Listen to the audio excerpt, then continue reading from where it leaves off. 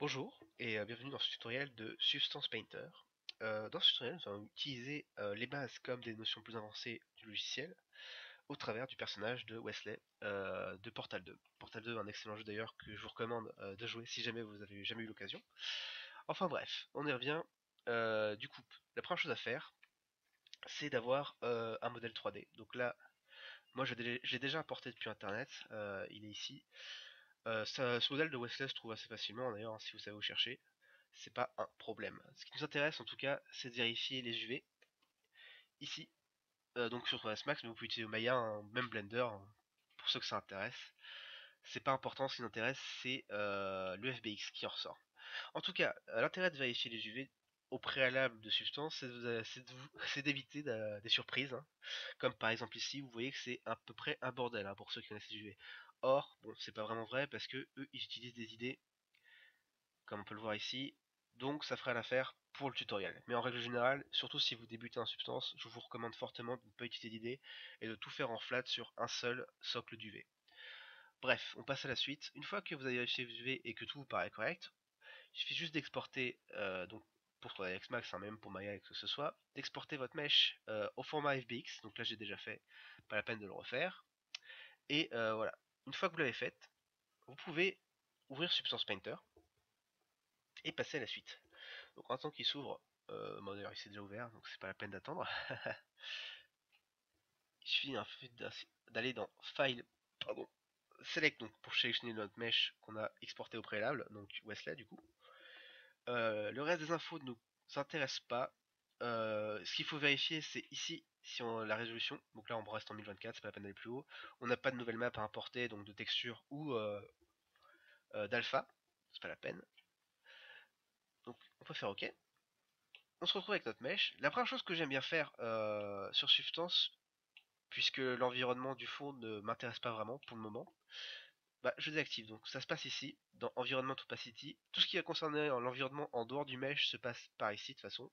On y reviendra beaucoup plus tard. Donc je vous recommande de l'enlever pour le moment, ça vous permettra de plus vous focaliser sur ce que vous faites, tout simplement. Deuxième chose à voir, là vu que, comme j'avais pu le montrer sur les UV, on utilise des idées, alors ce que je vous recommande pas, ici vous avez un texture setlist qui correspond aux idées que vous aviez formées au préalable. Donc là, ce qui a été fait, c'est une idée pour l'œil, une idée pour la machine globale et une idée pour les ailettes sur les côtés. Hop, vous pouvez le voir ici. Voilà, tout simplement. Nous, on va se focaliser sur la machine, hein, pour l'instant. Tac, je vais tous les mettre pour le moment. Une fois que vous avez sélectionné le bon texture set, vous pouvez passer à l'étape du dessus, qui est le baking des additional maps. Donc nous, ce qui nous intéresse, pardon, c'est les maps d'ambient-occlusion, de curvature, de position, de thickness. Comme Substance, c'est un très bon logiciel, il vous permet de les faire directement sur le logiciel.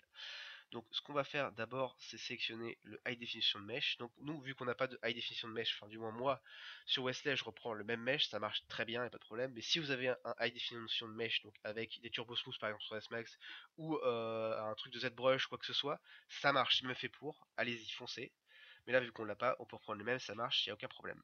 Vu que pour notre cas, on n'a pas besoin des normales, des Workspace et de l'idée, du coup, on peut les décocher, c'est pas la peine de les sortir. Les 4 maps ici nous suffisent largement. Hop.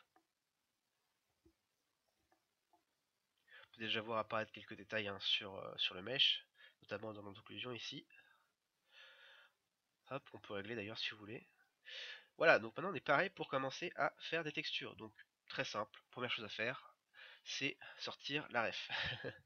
Donc notre ref ici qu'on peut voir, on va commencer par attaquer la machine globale, hein, le body on va dire. Et donc là on peut voir que c'est un espèce de peinture sur du métal avec différentes couches de peinture et un métal au fond qui a été un peu effrité. Voilà, donc on va commencer par ça. Pour cela, je vous invite d'ailleurs, si vous êtes débutant sur Substance, à n'utiliser au début, hein, que les Smart Materials. Ici, pardon, ici. Donc là, il y a une liste qui s'ouvre. Et dans cette liste, ce qui va nous intéresser, c'est, oula, petit lag le temps que ça charge, voilà, ce matériau-là qui est, hop, le temps que ça charge, machinerie. Hop, on clique, on la fait apparaître. Et voilà, donc on se retrouve avec ce matériau qui est assez intéressant. Mais qui ne correspond pas du tout à ce qu'on veut, donc il va falloir modifier les paramètres pour nous retrouver avec les bonnes couleurs. Donc la première chose à faire, c'est de déplier le dossier Et moi je commence toujours en tout cas dans les spots matériaux par le matériau du bas et je remonte petit à petit, on va dire les échelons du dossier. Donc en premier lieu, on a le Rusty Metal. Alors le métal qui est en fond, comme on peut le voir dans la ref, est pas rusty du tout. Et donc il va falloir le modifier. Donc la première chose à faire, c'est de modifier la couleur. On veut pas que ça soit un truc marron, on veut que ce soit un truc beaucoup plus bleu, bleuté, foncé, marron. Donc là on voit que ça change pas. Donc qu'est-ce qui se passe? C'est bizarre, ça change pas. Et bien en fait ce qu'il y a, c'est que dans les détails du dessous, on a un paramètre qui s'appelle Rust, qui correspond à rouille en français, hein, qu'il va falloir baisser pour pouvoir apparaître notre texture en dessous. Alors on peut laisser du rust, ça ajoutera un peu de détail par exemple. Donc là on va mettre très légèrement, pas trop non plus. Voilà, ça ajoutera un peu de détail. Comme ça on peut voir la couleur qu'on change tout en gardant des informations de rust. Donc nous on voit un truc bleuté foncé très sombre. Ça fait le taf, voilà. Ensuite les autres paramètres on peut y toucher un peu pour ajouter du détail. La roughness, donc le reflet si vous voulez, l'indice de reflet, on va le laisser à peu près tel qu'il est, ça me paraît honnête. Et le reste, bon bah ça après ça sera truqué tel quel, ça me convient. Ensuite on passe au dossier du dessus qu'on va dérouler et le clean paint. Le clean paint ça va être la couche de peinture du dessous. Alors la couche de peinture du dessous, qu'est-ce que c'est? Ça correspond à, on va dire, au blanc un peu plus foncé, un peu plus détérioré si vous voulez. Donc on va aller là-dedans, base color, on récupère une fonction de couleur de blanc. Alors si vous voulez aussi un truc qui peut être intéressant, je vais vous montrer là. La pipette permet aussi d'aller choper des couleurs en dehors de substance, donc là directement ici. Donc là moi si je veux ça, couleur un peu sombre ici, tac, je peux aller le choper là.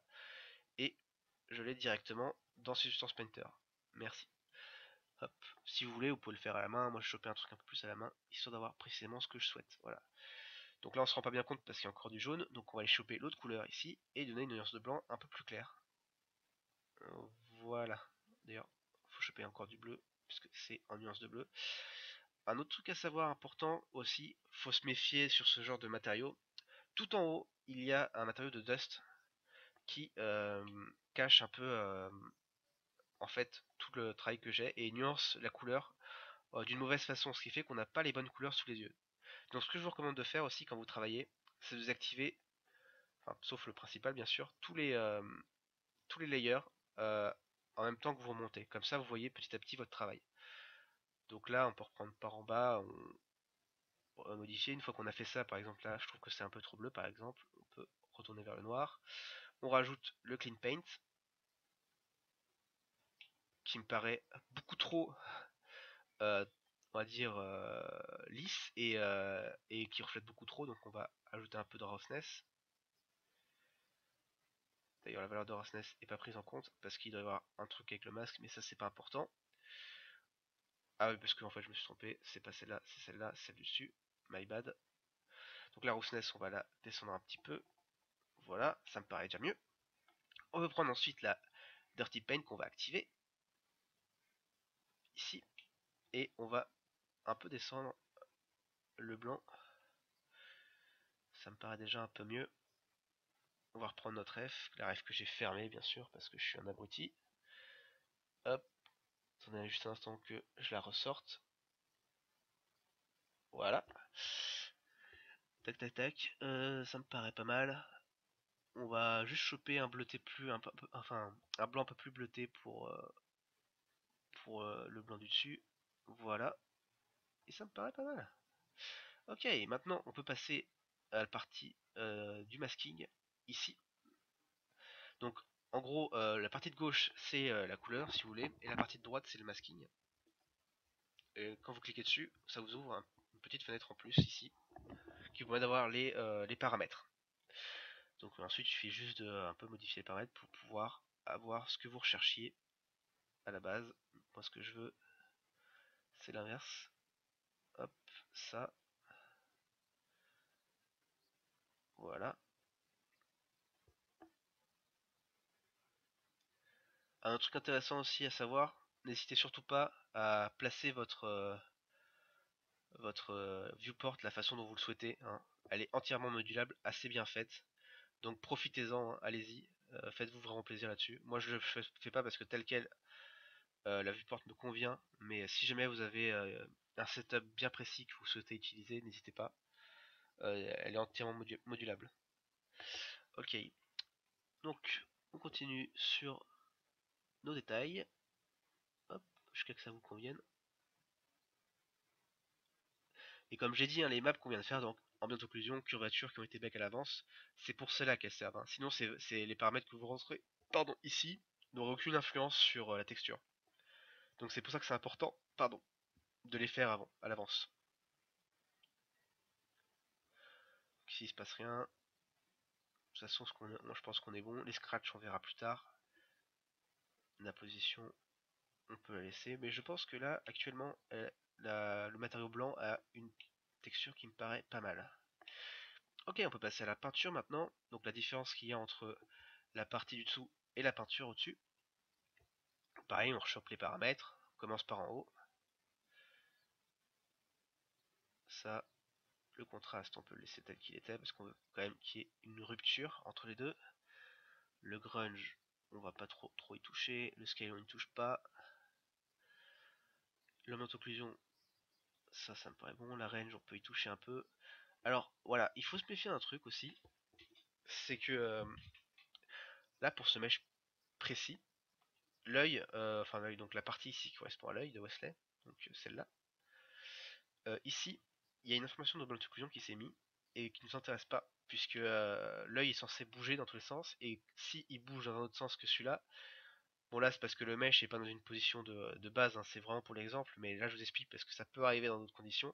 On veut que l'œil bouge, et là on a une information de bande occlusion qui ne nous plaît pas. Vous pouvez à la main la supprimer et avoir un truc qui vous plaît plus. Donc pour ça, il faut aller ajouter un, un paint layer au-dessus de celui-là, donc là-dedans, paint, et on va peindre des informations de masque en fait, donc en noir ou en blanc plutôt, pour corriger à la main. Donc là, moi, ce que je veux, c'est du disque ici, donc le shape du stylo en disque, et à la main corriger le truc pour que on n'ait pas les infos qui nous gênent dessus. Bon là, c'est vraiment pour l'exemple, hein, mais en règle générale, si vous avez un mesh qui est bien fait en pose neutre, il y aurait pas ce genre de problème, par exemple, pour l'exemple. Mais bon, c'est vraiment pour vous montrer qu'on peut le faire grâce à ça. Là, ça me paraît pas mal. Attends, on va reprendre aussi quelques autres détails, voir s'il y a moyen d'affiner un peu la texture.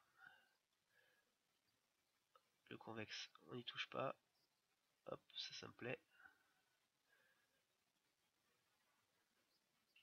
Nickel. Ça, on laisse tel quel. Voilà, paraît pas mal.